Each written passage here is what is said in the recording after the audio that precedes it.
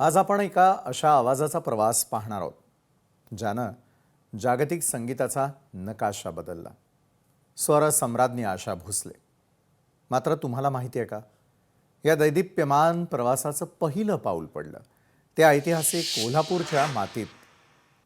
आशाताईंच्या शिक्षणाची सुरुवात कोल्हापुरातील प्रसिद्ध विद्यापीठ हायस्कूलच्या प्राथमिक शाळेतून झाली.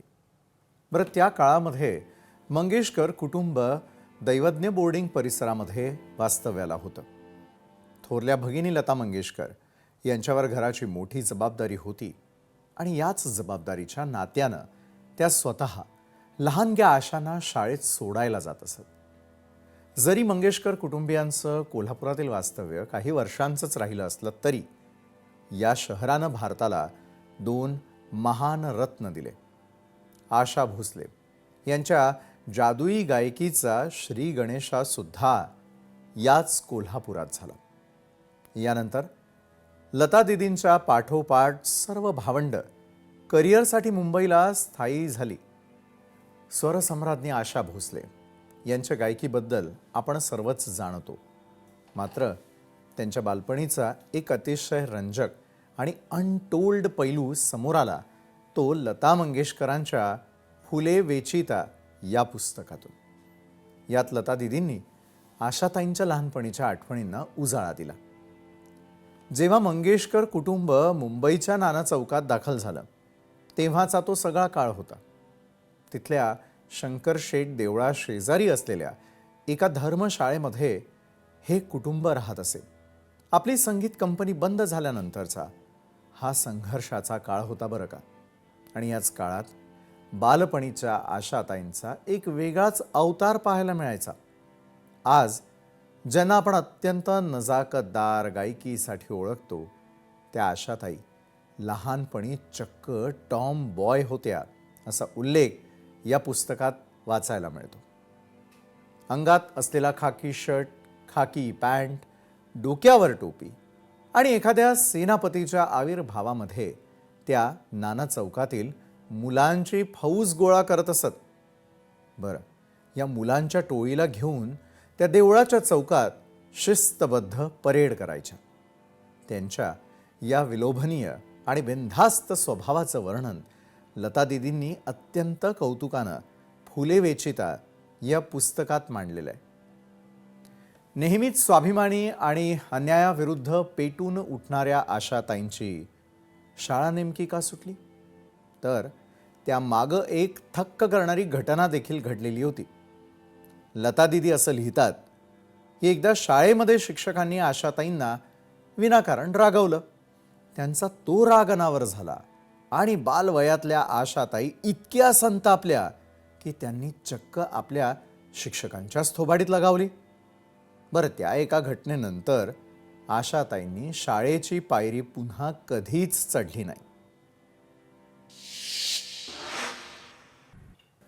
आता शाळा सुटल्यानंतर आशाताईंनी आपलं सर्वस्व संगीताला अर्पण केलं, वाहून दिलं.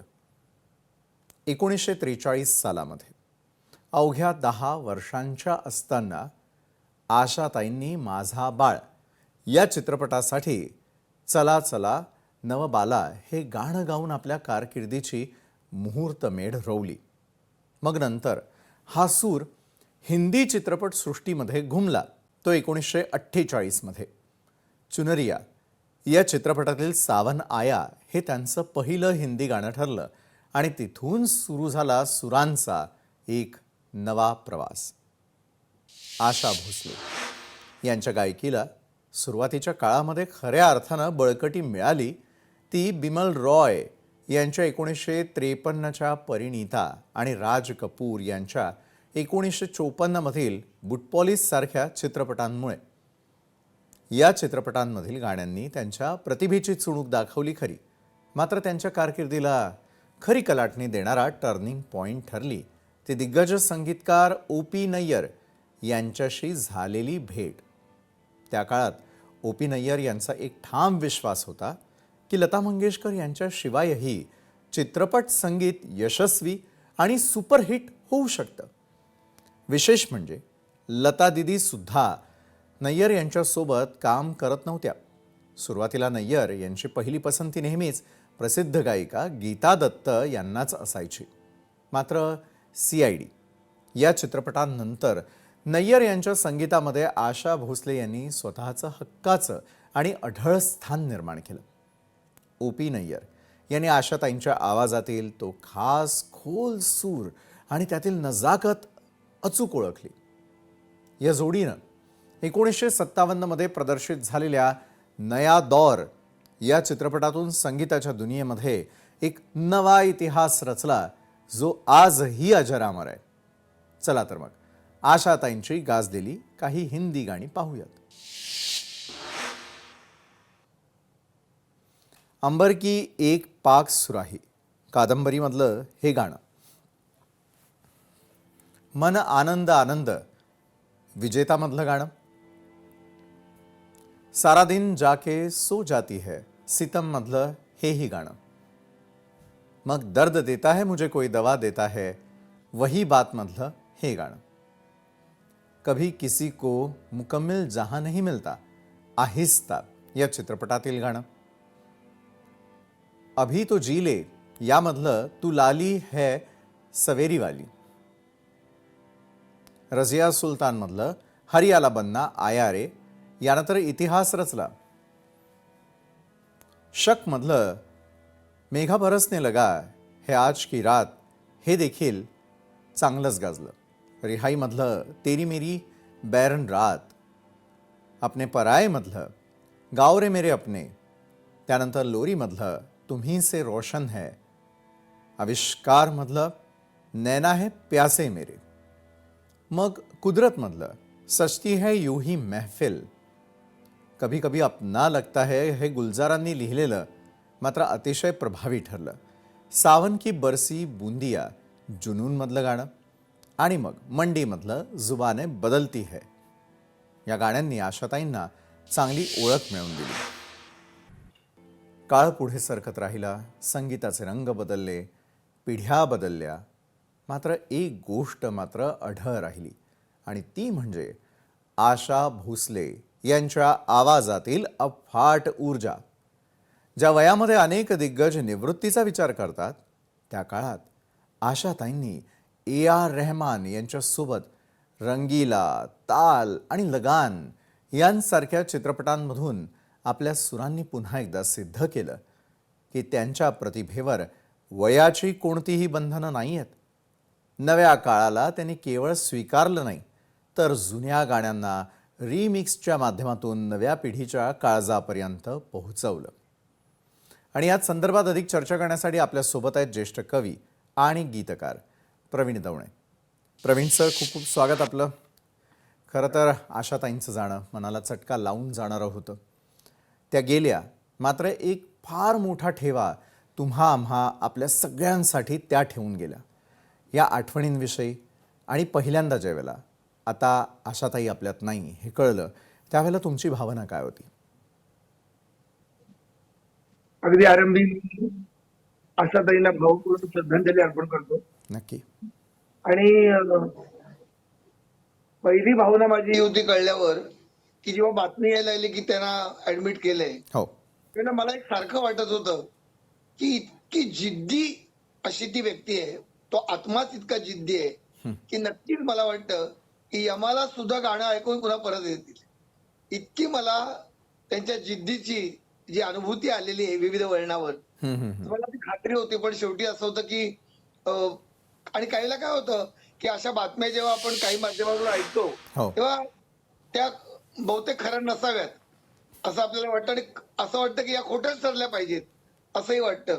तेव्हा मी प्रार्थना करत होतो मनोमन, पण शेवटी घडायचं ते घडतं. आणि आज मला असं वाटतं की ती हुरहुर जी आहे ती अजूनही आहे. संपूर्ण त्या महायात्रेत मनाने सहभागी होताना असं वाटलं की एक जणू काही आपल्या समृद्ध व्यक्तिमत्वाचा एक मोठा कप्पा असा त्यांच्या रूपाने दूर दूर जातोय आणि काहीतरी रिकामं होतंय. कारण लता दीदी गेल्यानंतर एक आशा अशी होती की आशाताई आहेत. आणि खरं सांगू का की अशा व्यक्तिमत्वांचं नुसतं विद्यमान असणं हे सुद्धा असं असतं की देवारात निरांजन आहे. एक पाहिजे ती माणसं कायम पाहिजेत. पण आता तोही आनंद गमावला. एक रीते पण मला आलाय. प्रवीण सर, एक महत्त्वाचा मला मुद्दा तुम्हाला विचारायचा आहे. ज्यावेळेला एखादा लेखक असेल, एखादा कवी असेल किंवा एखादा संगीतकार असेल, ते गाण्याची रचना तयार होते, मग ती संगीतबद्ध होते. सगळ्यात आधी या लोकांनी ते ऐकलेलं असतं आणि मग ते सुरांमधून सर्वसामान्य प्रेक्षकांपर्यंत जातं. मात्र या सगळ्या प्रवासांमध्ये शब्दाची जाण असणं, शब्दामध्ये असलेले चढ उतार असणं, त्यातल्या भावना या सर्वसामान्य ऐकणाऱ्यांपर्यंत पोहोचवण्याचं महत्त्वाचं काम एखादा गायक किंवा गायिका करत असते. आशाताईंचं एक कसब होतं. त्यांच्या अनेक मुलाखती आपण पाहिल्या असतील.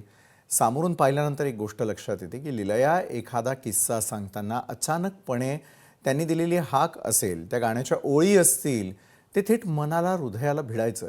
हे कसं काय शक्य होतं? म्हणजे काय नेमकी साधना असावी यांची की जे तुम्ही लिहिलंय ते सर्वसामान्य प्रेक्षकांपर्यंत थेट पोहोचवणं आणि त्याचा दुवा होणं? ती साधना मुळामध्ये समरसून जगणं. हम्म, म्हणजे अनेकदा माणसं टिकतात पण जगत नसतात. हम्म, तर श्वासांच्या लांबी रुंदीने जगत राहणं.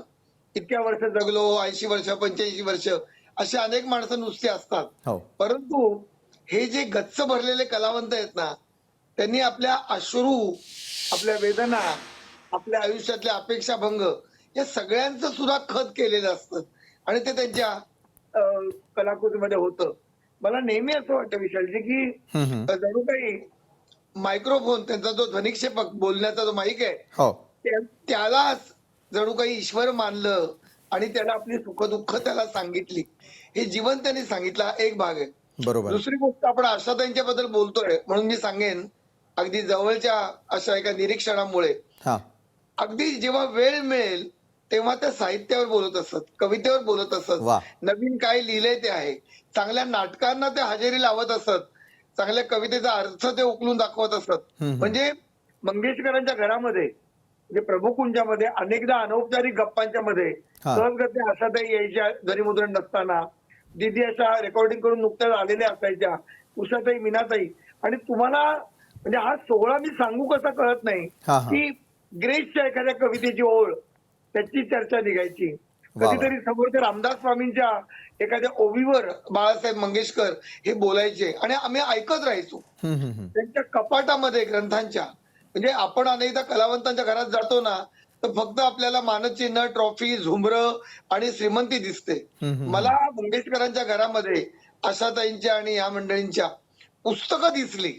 हे मी आवर्जून सांगतोय वा, की म्हणजे हे असं काहीतरी नाहीये की कोणीतरी सांगितलंय, की त्यांच्या घरामध्ये संत वसंत वाङ्मय, अलीकडच्या नव्या कवींच्या कविता, हे सगळं भरभरून त्या वाचायच्या, चर्चा त्यांची करायची.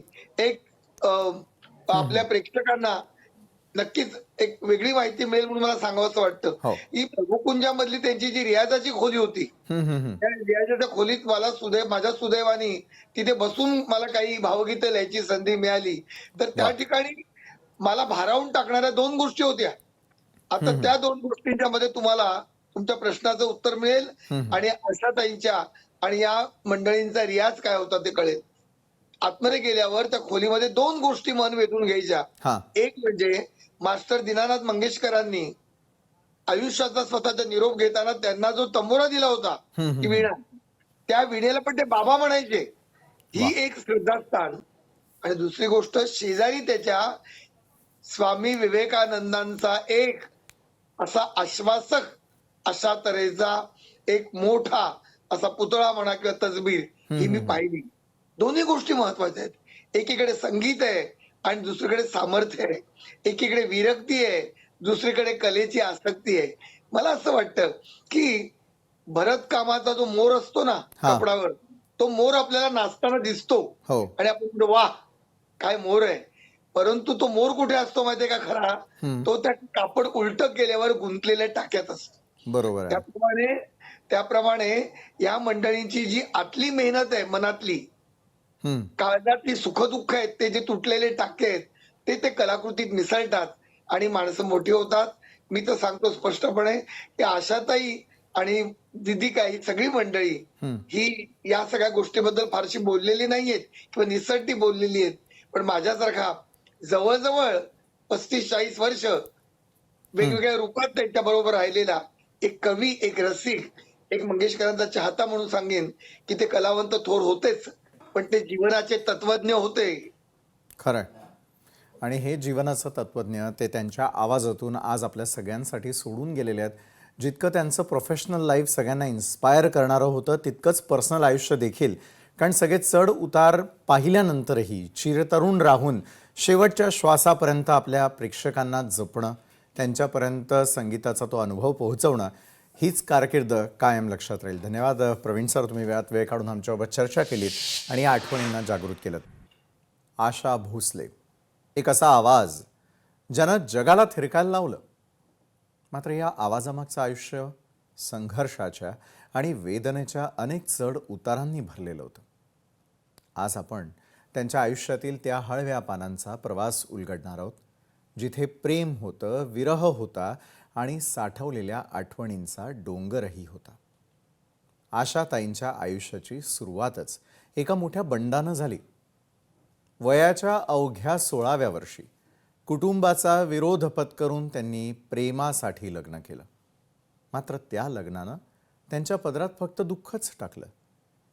3 मुलांची जबाबदारी खांद्यावर असताना आशाताई एकाकी पडल्या. मात्र नियतीला काहीतरी वेगळं मान्य होतं आणि याच काळात त्यांच्या आयुष्यामध्ये आगमन झालं ते भारतीय संगीतातील रॉक स्टार राहुल देव बर्मन म्हणजेच R.D. बर्मन यांचं. 1980 साली वयाच्या 47व्या वर्षी आशाताईंनी स्वतःपेक्षा 6 वर्षांनी लहान असलेल्या पंचमदांशी विवाह केला. व्यावसायिक नात्याचं रूपांतर एका मधुर प्रेमकथेत झालं होतं. मात्र यशाच्या शिखरावर असलेल्या या जोडीच्या आयुष्यात दुःखाचे ढग पुन्हा दाटून आले. आयुष्याच्या उत्तरार्धात पंचमदांना अपयशाची झळ बसू लागली. व्यसनांनी त्यांना विळखा घातला. मात्र अशा कठीण काळातही आशाताई त्यांच्या पाठीशी हिमालय बनून उभ्या होत्या.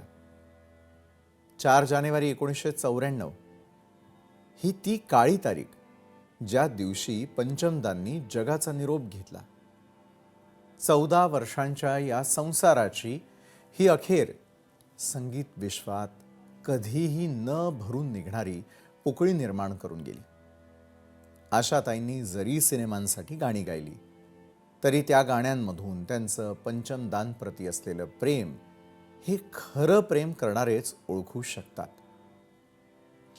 तर आशाताईंबद्दल अधिक माहिती देण्यासाठी आपल्यासोबत आहेत ज्येष्ठ पत्रकार निलिमा जांगडा. खरं तर पर्सनल आयुष्य, प्रोफेशनल आयुष्य, अनेक चढ उतार आजपर्यंत आशाताईंनी पाहिले. अनेक वेळेला एक पत्रकार म्हणून तुम्ही त्यांना फार जवळून पाहिलं, त्यांना वाचलं असेल, त्यांना ऐकलं असेल. या सगळ्या गोष्टी पाहता पर्सनल आयुष्याची काळी रेघ मात्र त्यांच्या प्रोफेशनल आयुष्यावर कधीच झळकली नाही. स्वतःला नेहमी चिरतरुण ठेवणाऱ्या, चिरतरुण आवाजानं सगळ्यांवरती गारूड करणाऱ्या आशाताई आज गेल्या. मात्र आठवणी काय सांगतात निलिमाजी? आठवणी म्हणजे गायिका म्हणून त्या किती श्रेष्ठ हे बोलायची माझी लायकी नाही. त्यांच्या गायकीबद्दल, त्यांच्या आयुष्यातल्या संघर्षाबद्दल अनेक मान्यवर बोललेत.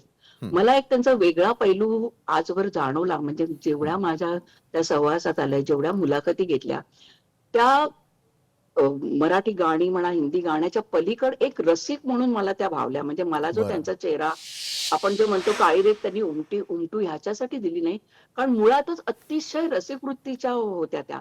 कसं तर चांगलं राहणं म्हणजे 2 हे विरोधाभास आहेत. आपण लता दीदींना सोज्वळ, पांढरी sari, contrast, black and white म्हणू शकतो. हो. विरोधाभास असा स्वभावाचा, त्या सोज्वळ. तर अशा ते लहानपणापासून तुम्ही म्हणालात तशा बंडखोर, पण अतिशय रसिक वृत्ती त्यांची होती. त्या गाण्यामध्ये भाव ओतणं किंवा ते गाणं गाणं किंवा आयुष्यात एवढे आघात सोसून सुद्धा त्यांनी आपली रसिकता जोपासली. हेच माझ्या मते त्यांच्या यशाचं रहस्य आहे. म्हणजे काय छोटंसं सांगायचं म्हणजे मुलाखती एकदा झाल्यानंतर मला अनेकदा प्रश्न पडायचा, ज्या रंगाची आशाताई साडी नेसतात त्याच रंगाचं त्यांच्या केसात गुलाब असतो किंवा फुल असतं तसं. म्हणजे मग ते निळं असू दे काय. मी सहज त्यांना विचारलं, म्हणजे जवळीक जास्ती झाल्यानंतर, आशाताई एक प्रश्न विचारायचा आहे तुम्हाला. तुम्हाला नेमकं त्या साडीचं मॅचिंगचं गुलाब कसं फुल मिळतं हो? त्या म्हणाल्या मला मॅचिंगची अत्यंत आवड आहे आणि मी प्रत्येक साडीचं एक फूल बनवूनच घेते. हम्म, म्हणजे हम्म, हम्म. खरं तर ही क्षुल्लक गोष्ट आहे, शक्य म्हणजे ह्यातून दिसणारी रसिकता, नखशिखांत मॅचिंग असणं, नीट नेटकं राहणं, प्रेझेंटेबल राहणं, स्टेज सेन्स जो आता आपण म्हणतो, तो त्यांना तेव्हापासून होता. आणि बरोबर. जेव्हा लता दीदींच्या पार्श्वभूमीवर आपण त्यांना बघतो, तेव्हा ते आणि म्हणजे जास्ती खुलून दिसतं त्यांचा तो पण गाणं, त्यांची गायकी, त्यांनी गायलेली 12,000 गाणी, वर्ल्ड रेकॉर्ड, हे सगळं सगळं असणारी व्यक्ती, अतिशय रसिक वृत्तीची एक महाराष्ट्रीयन मराठी बाईला जी आवड असते, नटणं, थटणं, मुरडणं, गजरे घालणं, म्हणजे गजरे किंवा फुलं घालणं आउटडेटेड फॅशन नाही असं म्हणलं असं नाही. हम्म, म्हणजे हम्म. कितीही परदेशी जरी त्या गेल्या, तरी त्यांनी आपलं जे आवड आहे ती मनापासून जोपासली. मला बरोबर. कोण काय म्हणेल मला पडलं नाही. ही माझी आवड आहे. हे आमचे संस्कार आहे. हे मी वाढलेली आहे मराठी घरात, तर मी हम्म. ही अशीच राहणार.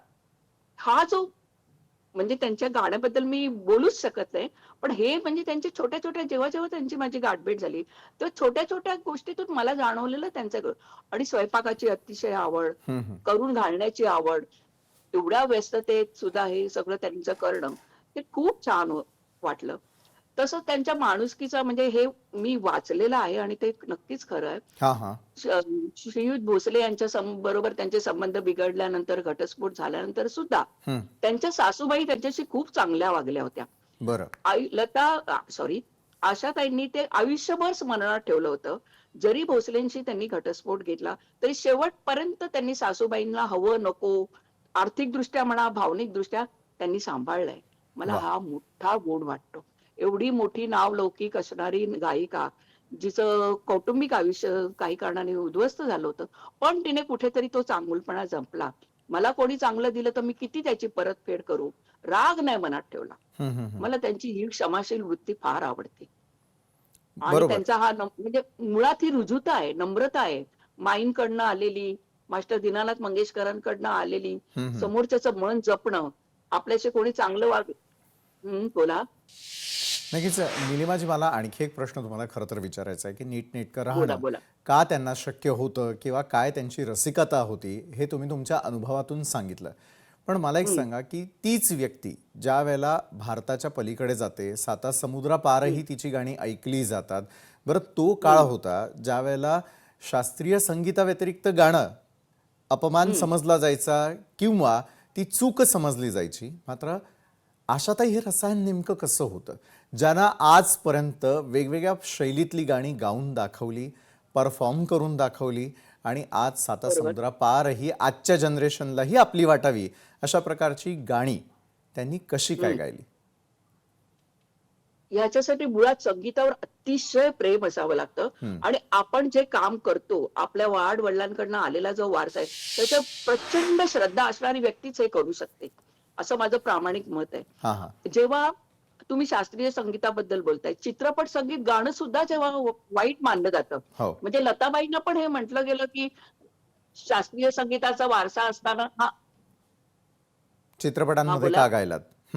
आवाज येतोय आपला, बोला. हां, म्हणजे चित्रपट संगीत गाणं सुद्धा कमी दर्जाचं, म्हणजे लताबाईंना पण हिणवलं जात होतं, की तुमचे वडील तर एवढे मोठे शास्त्रीय गायक. पण त्यांनी तेच उत्तर दिलं, माझ्यावर माझ्या कुटुंबाची जबाबदारी आहे. हम्म. आज माझं कुटुंब पैसे कमवून उभं करणं हे माझं बहीण, मुलगी म्हणून पहिलं कर्तव्य आहे. आशाताईंचा पण तोच पेच होता, की मला कसंही माझ्यावर अवलंबून असलेली 3 मुलं, मला उभं राहायचंय, हम्म. मला जगायचंय, मला कोणाच्या आश्रित म्हणून राहायचं नाहीये. माझ्या लता दीदींनी त्यांना खूप सांभाळून घेतलं. पण नाही, मला माझं स्वतंत्र अस्तित्व टिकवायचं. ह्याच्यातूनच त्यांनी कुठचंही गाणं, संगीत ही पूजा मानली. हम्म. कुठचंही गाणं कमीपणाचं आहे असं नाही मानलं. त्यांच्यासाठी संगीत ही पूजा होती. त्यांनी कुठच्याही गाण्याला खालच्या हीन दर्जाचं आहे. मग ते कॅबरे डान्सरचं, मग हेच मला म्हणायचंय, कॅबरे डान्सर सुद्धा उत्तम आवाजात भाव आणू शकते. हम्म. ते हम्म. तो तिचा म्हणजे त्यांनी गाण्यातून हे सिद्ध केलं, की हे बरोबर. एक एक कॅरेक्टर आहे, या व्यक्तिरेखा आहेत. संगीत हे कधीच दुय्यम दर्जाचं किंवा हे संगीत चांगलं वाईट नसतं. संगीत हे संगीतच असतं. ते कोण गातंय, कशा पद्धतीने पेश करतंय ह्यावर ते अवलंबून असतं. त्यामुळे त्या ठाम होत्या, विचारांवर ठाम होत्या, संगीतावर असीम श्रद्धा होती त्यांची. म्हणूनच त्या साता समुद्रापार जाऊन सुद्धा ते आपलं हिंदी संगीत, चित्रपट संगीत म्हणा, पुढचंही संगीत लोकप्रिय करू शकला, कारण त्यांचा मुळात स्वतःवर विश्वास होता. हम्म, हम्म, हम्म. अतिशय आत्मविश्वास होता. मी उत्तमच करते, मी चांगलं तेच करते, मी कुठचीही गोष्ट वाईट करत नाही. ह्या आत्मविश्वासातूनच हे सगळं घडलेलं आहे. आणि अर्थातच मंगेशकर कुटुंबियांचा तो वारसा आहे. तो त्यांनी पुढे नेला, साता समुद्र पार नेला, काळाबरोबर चालल्या, नवीन बदल आत्मसात केले, पण आपलं मूळ संगीत टिकवून ठेवलं. हा त्यांचा मोठा गुण मला वाटतो. बरोबर आहे. एक माणूस म्हणून त्या कशा घडल्या त्या संदर्भातले काही किस्से आणि त्यांच्या आठवणी तुम्ही आज आमच्याबरोबर शेअर केल्या, त्यासाठी धन्यवाद निलिमाजी. आज भारतीय संगीत विश्वातील दोन ध्रुव म्हणजे लता मंगेशकर आणि आशा भोसले, या दोन भगिनींच्या अफाट यशासोबतच एका गोष्टीची चर्चा दशकानुदशके रंगत राहिली, आणि ती म्हणजे त्यांच्यातील तथाकथित शीतयुद्ध किंवा सुप्त संघर्षाची. मात्र या वादावर खुद्द आशाताईंनी जे उत्तर दिलं ते त्यांच्या प्रगल्भतेची साक्ष देणार आहे. आशाताईंनी एका अतिशय मार्मिक उदाहरणातून या संघर्षावर पडदा टाकला होता. एका मोठ्या झाडाखाली दुसरं झाड कधीच नीट उगवू शकत नाही. जर दुसऱ्या झाडाला स्वतःचं अस्तित्व निर्माण करायचं असेल तर त्याला त्या सावलीतून बाहेर पडावंच लागेल. नेमकी हीच भूमिका घेत आशाताईंनी स्वतःची वेगळी वाट निवडली. त्या भोसले झाल्या आणि त्यांनी स्वतःचं स्वतंत्र साम्राज्य उभं केलं. त्यांच्या कौटुंबिक नात्यामध्ये कधीही संघर्ष नव्हता. जो काही संघर्ष होता तो केवळ गाण्यांच्या स्पर्धेतून जन्माला आलेला होता, आणि तो सुद्धा लोकांनी निर्माण केलेला होता, असं आशाताईंनी अनेकदा स्पष्ट केलं होतं. लता चांगली की आशा, हे तराजू तोलण्याचं काम रसिका आणि टीकाकारांनी केल्याची खंतही त्यांनी अनेक वेळेला बोलून दाखवली. दीदींची गायकीची एक वेगळी धाटणी होती, तर आशाताईंनी स्वतःची एक अतरंगी आणि अष्टपैलू शैली विकसित केली होती. मोठ्या झाडाखाली छोटी झाडं वाढत नाहीत, आणि त्यामुळे स्वतःला मोठं करायचं असेल तर काय पाऊल उचलायचं हे त्या झाडानंच ठरवायचं असतं. हे आशाताईंचे शब्द आजच्या पिढीसाठी एक मोठा कानमंत्र आहेत. ही केवळ दोन बहिणींची गोष्ट नाही आहे, तर स्वतःची ओळख जपण्यासाठी केलेल्या एका ध्येयवेड्या प्रवासाची ही यशोगाथा आहे. आशाताईंविषयीच माहिती नसलेल्या अनेक गोष्टी पुन्हा एकदा जाणून घेण्यासाठी यावेळेला आपल्यासोबत आहेत ज्येष्ठ पत्रकार वैजयंती आपटे. वैजयंतीजी, स्वागत आपलं. खरं तर आज आशाताईंबद्दल अशा प्रकारे बोलावं लागेल याची पुसटशीही कल्पना नव्हती. मात्र आशाताईंचं जाणं अनेकांच्या मनाला चटका लावून जाणारं होतं. मात्र त्यांचा संघर्ष देखील जगानं पाहिलेला होता, सर्वश्रुत होता, आणि महत्त्वाचं म्हणजे त्यांनी जे एक्सेप्ट केलं ते जगासमोर बोलून दाखवलं, सांगून दाखवलं. अगदी काही दिवसांपूर्वीचा किस्सा आहे वैजयंतीजी. एक रील मला पाहण्यात आली आणि त्या रीलमध्ये त्यांनी स्पष्ट सांगितलं, यश हे तुमच्यावर नव्हे तर जे तुमच्यासाठी ऐकतात, बोलतात, पाहतात त्यांच्या दृष्टीनं महत्त्वाचं असतं. मात्र आता आपण जगात सगळंच पाहिलं, चांगलं वाईट सगळं पाहून झालं, आता मात्र जायचं आहे. याची चाहूल कदाचित आशाताईंना आधीच लागली होती. वैजयंतीजी, हो, असं वाटतं. कारण पोस्ट बघितली आता, शेवटची जी पोस्ट एक त्याने टाकली आहे त्याच्यावरून असं वाटतं की त्यांना थोडंसं अंदाज आला होता. किंवा आता आपल्याला माहितीये की लता दीदी पण 92व्या वर्षीच, आता आशाबाई सुद्धा 92 पूर्ण करून त्यांना 93 आता या सप्टेंबरमध्ये लागत होतं. तर त्यामुळे त्यांना कदाचित थोडीशी कल्पना आली असावी किंवा काय. पण एक गोष्ट चांगली अशा अर्थाने झाली, मी म्हणते की त्यांना असं आजारी पडून कितपत पडायचं नव्हतं. त्यांचं असं नेहमी गप्पांच्या ओघात बोलणं व्हायचं की बाबा, मरण कसं फटकन यावं. असं खूप दिवस आपण आजारी आहोत, हॉस्पिटलमध्ये आहोत, सगळे आपली सेवा करताय, असं त्यांना नको होतं. तर त्या दृष्टीने त्यांची इच्छा पूर्ण झाली असं म्हणावं लागेल. दुःखद निधन झालं पण त्यांच्या मनाप्रमाणे झालं असं वाटतंय. बरं वैजयंतीजी, इतके वर्षांची आपली पत्रकारिता आहे, अनेक क्षेत्रांमध्ये आपण आजपर्यंत काम केलेलं आहे. आशाताईंच्या काही आठवणी तुम्हाला सांगाव्याशा वाटतात का? किंवा ज्यावेळेला पत्रकारांनी काही प्रश्न विचारलेले असतील त्यावेळेला समय सूचकतेनं मिळालेली उत्तरं किंवा त्यांच्या मुलाखती काय शिकवून जातात? मुलाखतीपेक्षा ना, मी बऱ्याच वेळा काही चॅनलचे प्रोग्राम्स करते, त्यावेळेला त्यांचा माझा जास्त संबंध आला मुलाखतीपेक्षा. आणि त्यावेळेला त्यांचं अतिशय, मुळात त्यांचा स्वभाव एवढा उत्साही असायचा ना की आपल्याला त्या आपण नसू उत्साही तरी आपलं पण मन उल्हसित करायच्या त्यांच्या सगळ्या वागण्या बोलण्याने. अच्छा. आणि या संदर्भात मला 2-3 असे किस्से सांगावेसे वाटतात त्यांचे, हं, हं. की एकदा मी मानसी नावाचा एक कार्यक्रम करत होते. तेव्हा अल्फा मराठी होतं. दुपारच्या सत्रात महिलांसाठीचा तो एक कार्यक्रम होता. हां, हां. तर त्या कार्यक्रमात आशाताईंची मुलाखत घ्यायचं ठरवलं आम्ही आणि मुलाखत सुधीर गाडगीळ घेणार होते. हां. तर ते त्या म्हणाल्या, "तुम्ही एक काम करा, माझ्या घरीच या, आपण घरी करू." म्हणून आम्ही घरी सगळं कॅमेरा हं, हं. वगैरे सेट होत होते आणि त्यांना विचारलं, की "बाबा तुम्हाला काही सांगायचंय का किंवा काय?" ते म्हणाले, "काही नाही, काही नाही. बिनधास्त विचार. जे काही विचारणार त्याला मी उत्तरं देते आणि सुदीर आहे, नेहमीच आहे." ते हां. झालं. त्यानंतर मग त्यांनी मला ना आत बोलावलं आणि अशा 4-5 पैठण्या वेगवेगळ्या रंगाच्या काढून दाखवल्या आणि मला विचारलं, "ह्यातली कुठली नेसू? कुठली छान वाटेल?" हं, इतकं हं. म्हणजे मला खूप अप्रूप वाटलं या गोष्टीचं. मग मी त्यांना एक सांगितली, मला वाटतं ही चांगली वाटेल असं म्हटलं. मग त्यांनी काही ज्वेलरी काढली, की मग आता ह्या साडीवर कुठली ज्वेलरी चांगली दिसेल, असं म्हणून मग आम्ही ती ज्वेलरी सिलेक्ट केली त्यांची. म्हणजे असं की त्यांना इतका उत्साह होता आणि मुख्य म्हणजे नीटनेटकं राहण्याचा, प्रेझेंटेबल दिसण्याचा, स्क्रीनवर छान दिसण्याचं त्यांना खूप वाटायचं. प्रेझेंटेबल आपण राहावं आणि त्यामुळे त्यांचं हे खूप सगळं मॅचिंग असणं, साड्या वेगवेगळ्या प्रकारच्या नेसणं, हं, हे हं. त्यांना खूप आवडायचं. तर त्यामुळे तो असा एक किस्सा एक आहे मला आठवतोय तो. बरं.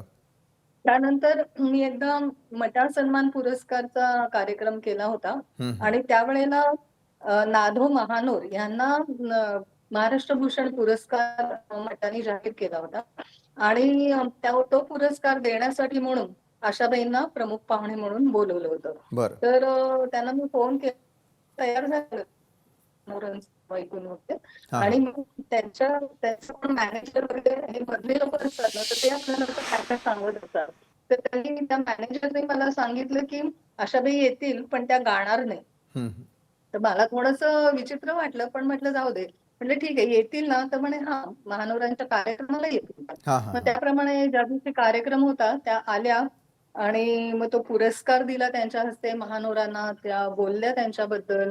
महानवरांनी उत्तर दिलं बरं. आणि कोणीही आम्ही काहीही सांगितलं नाही, कारण सूत्रसंचालकाला पण मी आधीच सांगून ठेवलं होतं, की बाबा असं काही त्यांना गाव वगैरे म्हणू नका. पण महानवरांचं भाषण झालं, त्यांनी उत्तर दिलं सत्काराला हं, आणि हं. आम्ही कोणीही काही न सांगता त्यांनी गाणं सुरू केलं बरं. आशाताईंनी स्टेजवरनं आणि जांभूळ पिकल्या पानावर ते जे जैत रे जैत मधलं गाणं त्यांनी जे गायलं होतं, हं. तर त्याच्या एक 4 ओळी त्या कार्यक्रमात गायल्या. म्हणजे असं की त्यांना गाण्याशिवाय त्या राहूच शकत नव्हत्या, की महानोर बरोबर. आहेत समोर आणि त्यांची गाणी गायलेली आहेत आपण आणि ते न गाणं म्हणजे हं, हं. जरा त्यांना पण विचित्र वाटलंच ना, तर त्यांनी त्या गायल्या ओळी त्या कार्यक्रमात. बरोबर आहे. कमिटमेंट काय असते हे आशाताईंकडे पाहून निश्चित लक्षात येतं. प्रत्येक गाण्याला त्यांनी आजपर्यंत ज्या प्रकारानं स्वरबद्ध केलं किंवा प्रेक्षकांपर्यंत पोहोचवलं, खरोखर वाखाणण्याजोगं होतं. धन्यवाद वैजयंतीजी, वेळात वेळ काढून तुम्ही आमच्यासोबत जोडला गेलात आणि त्यांच्या आठवणींना उजाळा दिलात त्यासाठी. आशाताईंचा हाच प्रवास गुलाबाच्या फुलांसारखा सुगंधी असला तरी तो काट्यांनी भरलेला होता. थोरल्या बहिणीच्या, लता दिदींच्या हिमालयासारख्या सावलीतून बाहेर पडणं सोपं नव्हतं. मात्र त्या सावलीतून बाहेर पडून स्वतःचं स्वतंत्र आणि दैदिप्यमान जग उभं करण्यात आशाताई यशस्वी ठरल्या. त्यांनी जगाला दाखवून दिलं की त्या प्रत्येक धाटणीमध्ये सहज बसणाऱ्या एक परिपूर्ण कलाकार आहेत. मात्र आज तो जादुई स्वर कायमचा शांत झालाय. वयाच्या 92व्या वर्षी आशा भोसले यांनी अखेरचा श्वास घेतला. प्रकृती खालावल्यानं त्यांना शनिवारी ब्रीच कँडी रुग्णालयात दाखल करण्यात आलं होतं. तिथे रविवारी दुपारी 12:02 त्यांची प्राणज्योत मालवली. शरीरातील विविध अवयव निकामी झाल्यानं त्यांचं निधन झालं असं रुग्णालयाकडून सांगण्यात आलं होतं. त्यानंतर मुंबईतल्या ऐतिहासिक शिवाजी पार्कवर स्वरसम्राज्ञी आशा भोसले यांच्यावर शासकीय इतमामात अंत्यसंस्कार करण्यात आले. संपूर्ण चित्रपटसृष्टी, दिग्गज राजकीय मंडळी आणि साश्रू नयनांनी आलेले लाखो चाहते, प्रत्येकाच्या डोळ्यात आज एकच भावना होती, आपल्या लाडक्या आशाला शेवटचा निरोप देण्याची. चित्रपटसृष्टीतील एक तेजस्वी तारा निखळलाय.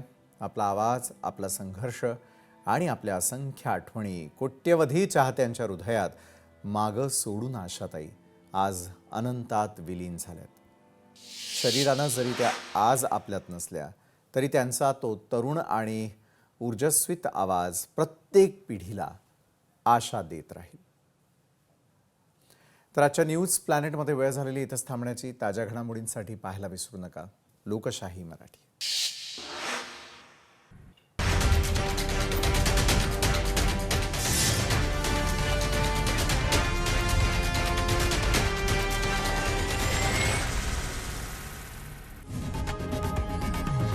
लोकशाही मराठी. ऐका, पहा, जागरूक रहा.